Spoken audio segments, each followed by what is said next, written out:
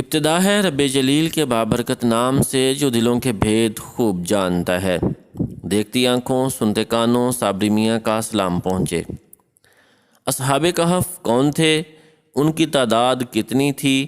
وہ کتنا عرصہ سوتے رہے اور ان کے نام کیا کیا تھے؟ یہی ہماری آج کی ویڈیو کا موضوع ہوگا۔ حضرت عیسیٰ علیہ السلام کے آسمان پر اٹھا لیے جانے کے بعد عیسائیوں کا حال بے حد خراب اور نہایت ابتر ہو گیا۔ لوگ بت پرستی کرنے لگے اور دوسروں کو بھی بت پرستی پر مجبور کرنے لگے۔ خصوصاً ان کا ایک بادشاہ دقیانوس تو اس قدر ظالم تھا کہ جو شخص بت پرستی سے انکار کرتا تھا یہ اس کو قتل کر ڈالتا تھا۔ اصحاب کہف شہر افسوس کے شرفاء تھے جو بادشاہ کے معزز درباری بھی تھے، مگر یہ لوگ صاحب ایمان اور بت پرستی سے انتہائی بیزار تھے۔ دقیانوس کے ظلم و جبر سے پریشان ہو کر یہ لوگ اپنا ایمان بچانے کے لیے اس کے دربار سے بھاگ نکلے اور قریب کے پہاڑ میں ایک غار کے اندر پناہ گزین ہوئے اور سو گئے، تو 300 برس سے زیادہ عرصے تک اسی حال میں سوتے رہ گئے۔ دقیانوس نے جب ان لوگوں کو تلاش کرایا اور اس کو معلوم ہوا کہ یہ لوگ غار کے اندر ہیں تو وہ بے حد ناراض ہوا اور فرط غیظ و غضب میں یہ حکم دیا کہ غار کو ایک سنگین دیوار اٹھا کر بند کر دیا جائے تاکہ یہ لوگ اسی میں رہ کر مر جائیں اور وہی غار ان کی قبر بن جائے۔ مگر دقیانوس نے جس شخص کے سپرد یہ کام کیا تھا وہ بہت ہی نیک دل اور صاحب ایمان آدمی تھا۔ اس نے اصحاب کہف کے نام، ان کی تعداد اور ان کا پورا واقعہ ایک تختی پر کندہ کرا کر تانبے کے صندوق کے اندر رکھ کر دیوار کی بنیاد میں رکھ دیا اور اسی طرح کی ایک تختی شاہی خزانہ میں بھی محفوظ کرا دی۔ کچھ دنوں کے بعد دقیانوس بادشاہ مر گیا اور سلطنتیں بدلتی رہیں، یہاں تک کہ ایک نیک دل اور انصاف پرور بادشاہ جس کا نام پیدروس تھا تخت نشین ہوا، جس نے 68 سال تک بہت شان و شوکت کے ساتھ حکومت کی۔ اس کے دور میں مذہبی فرقہ بندی شروع ہو گئی اور بعض لوگ مرنے کے بعد اٹھنے اور قیامت کا انکار کرنے لگے۔ قوم کا یہ حال دیکھ کر بادشاہ رنج و غم میں ڈوب گیا اور وہ تنہائی میں ایک مکان کے اندر بند ہو کر خداوند قدوس عز و جل کے دربار میں نہایت بے قراری کے ساتھ گریہ وزاری کر کے دعائیں مانگنے لگا کہ یا اللہ عز و جل کوئی ایسی نشانی ظاہر فرما دے تاکہ لوگوں کو مرنے کے بعد زندہ ہو کر اٹھنے اور قیامت کا یقین ہو جائے۔ بادشاہ کی یہ دعا قبول ہو گئی اور اچانک بکریوں کے ایک چرواہے نے اپنی بکریوں کو ٹھہرانے کے لیے اسی غار کو منتخب کیا اور دیوار کو گرا دیا۔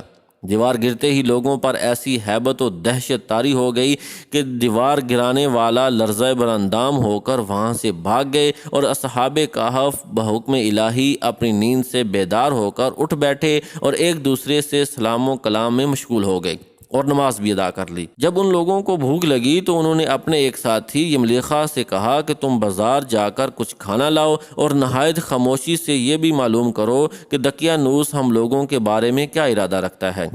یملیخا غار سے نکل کر بازار گئے اور یہ دیکھ کر حیران رہ گئے کہ شہر میں ہر طرف اسلام کا چرچا ہے اور لوگ اعلانیہ حضرت عیسیٰ علیہ السلام کا کلمہ پڑھ رہے ہیں۔ یملیخا یہ منظر دیکھ کر محو حیرت ہو گئے کہ الہی یہ ماجرا کیا ہے کہ اس شہر میں تو ایمان و اسلام کا نام لینا بھی جرم تھا، آج یہ انقلاب کہاں سے اور کیوں کر آ گیا؟ پھر یہ ایک نان بائی کی دکان پر کھانا لینے گئے اور دقیانوسی زمانے کا روپیہ دکاندار کو دیا جس کا چلن بند ہو چکا تھا، بلکہ کوئی اس سکہ کو دیکھنے والا بھی باقی نہیں رہ گیا تھا۔ دکاندار کو شبہ ہوا شاید اس شخص کو کوئی پرانا خزانہ مل گیا ہے، چنانچہ دکاندار نے ان کو حکام کے سپرد کر دیا اور حکام نے ان سے خزانے کے بارے میں پوچھ گچھ شروع کر دی اور کہا کہ بتاؤ خزانہ کہاں ہے؟ یملیخا نے کہا کہ کوئی خزانہ نہیں ہے، یہ ہمارا ہی روپیہ ہے۔ حکام نے کہا کہ ہم کس طرح مان لیں کہ روپیہ تمہارا ہے؟ یہ سکہ 300 برس پرانا ہے اور برسوں گزر گئے کہ اس سکے کا چلن بند ہو گیا اور تم ابھی جوان ہو، لہٰذا صاف صاف بتاؤ کہ عقدہ حل ہو جائے۔ یہ سن کر یملیخا نے کہا کہ تم لوگ یہ بتاؤ کہ دقیانوس بادشاہ کا کیا حال ہے؟ حکام نے کہا کہ آج روئے زمین پر اس نام کا کوئی بادشاہ نہیں ہے، ہاں سینکڑوں برس گزرے کہ اس نام کا ایک بے ایمان بادشاہ گزرا ہے جو بت پرست تھا۔ یملیخا نے کہا کہ ابھی کل ہی تو ہم لوگ اس کے خوف سے اپنے ایمان اور جان کو بچا کر بھاگے ہیں۔ میرے ساتھی قریب ہی ایک غار میں موجود ہیں، تم لوگ میرے ساتھ چلو، میں تم لوگوں کو ان سے ملا دوں۔ چنانچہ حکام اور عمائدین شہر کثیر تعداد میں اس غار کے پاس پہنچے۔ اصحاب کہف یملیخا کے انتظار میں تھے۔ جب ان کی واپسی میں دیر ہوئی تو ان لوگوں نے یہ خیال کر لیا کہ شاید یملیخا گرفتار ہو گئے، اور جب غار کے منہ پر بہت سے آدمیوں کا شور و غوغا ان لوگوں نے سنا تو سمجھ بیٹھے کہ غالباً دقیانوس کی فوج ہماری گرفتاری کے لیے آن پہنچی ہے۔ تو یہ لوگ نہایت اخلاص کے ساتھ ذکر الہی اور توبہ استغفار میں مشغول ہو گئے۔ حکام نے غار پر پہنچ کر تانبے کا صندوق برآمد کیا اور اس کے اندر سے تختی نکال کر پڑھا تو اس تختی پر اصحاب کہف کا نام لکھا تھا، اور یہ بھی تحریر تھا کہ یہ مومنوں کی جماعت اپنے دین کی حفاظت کے لیے دقیانوس بادشاہ کے خوف سے اس غار میں پناہ گزین ہوئی ہے۔ تو دقیانوس نے خبر پا کر ایک دیوار سے ان لوگوں کو غار میں بند کر دیا ہے۔ ہم یہ حال اس لیے لکھتے ہیں کہ جب کبھی بھی یہ غار کھلے تو لوگ اصحاب کہف کے حال پر مطلع ہو جائیں۔ حکام تختی کی عبارت پڑھ کر حیران رہ گئے، اور ان لوگوں نے اپنے بادشاہ بیدروس کو اس واقعہ کی اطلاع دی۔ فوراً ہی بیدروس بادشاہ اپنے امراء اور عمائدین شہر کو ساتھ لے کر غار کے پاس پہنچا تو اصحاب کہف نے غار سے نکل کر بادشاہ سے معانقہ کیا اور اپنی سرگزشت بیان کی۔ بیدروس بادشاہ سجدہ میں گر کر خداوند قدوس کا شکر ادا کرنے لگا کہ میری دعا قبول ہو گئی، اور اللہ تعالیٰ نے ایسی نشانی ظاہر کر دی جس سے موت کے بعد زندہ ہو کر اٹھنے کا ہر شخص کو یقین ہو گیا۔ اصحاب کہف بادشاہ کو دعائیں دینے لگے کہ اللہ تعالیٰ تیری بادشاہی کی حفاظت فرمائے، اب ہم تمہیں اللہ کے سپرد کرتے ہیں۔ پھر اصحاب کہف نے السلام علیکم کہا اور غار کے اندر چلے گئے اور سو گئے، اور اسی حالت میں اللہ تعالیٰ نے ان لوگوں کو وفات دے دی۔ بادشاہ بیدروس نے سال کی لکڑی کا صندوق بنوا کر اصحاب کہف کی مقدس لاشوں کو اس میں رکھوا دیا، اور اللہ تعالیٰ نے اصحاب کہف کا ایسا رعب لوگوں کے دلوں میں پیدا کر دیا کہ کسی کی یہ مجال نہیں کہ غار کے منہ تک جا سکے۔ اس طرح اصحاب کہف کی لاشوں کی حفاظت کا اللہ تعالیٰ نے سامان کر دیا۔ پھر بیدروس بادشاہ نے غار کے منہ پر ایک مسجد بنوا دی اور سالانہ ایک دن مقرر کر دیا کہ تمام شہر والے اس دن عید کی طرح زیارت کے لیے آیا کریں۔ اصحاب کہف کی تعداد میں جب لوگوں میں اختلاف ہوا تو یہ آیت نازل ہوئی کہ تم فرماؤ میرا رب ان کی گنتی خوب جانتا ہے، انہیں نہیں جانتے مگر تھوڑے۔ حضرت عبداللہ بن عباس رضی اللہ تعالیٰ نے فرمایا کہ میں انہی کم لوگوں میں سے ہوں جو اصحاب کہف کی تعداد کو جانتے ہیں۔ پھر آپ نے فرمایا کہ اصحاب کہف کی تعداد 7 ہے اور 8واں ان کا کتا ہے۔ قرآن مجید میں اللہ تعالیٰ نے اصحاب کہف کا حال بیان فرماتے ہوئے ارشاد فرمایا کہ کیا تمہیں معلوم ہوا کہ پہاڑ کی کھو اور جنگل کے کنارے والے ہماری ایک عجیب نشانی تھے۔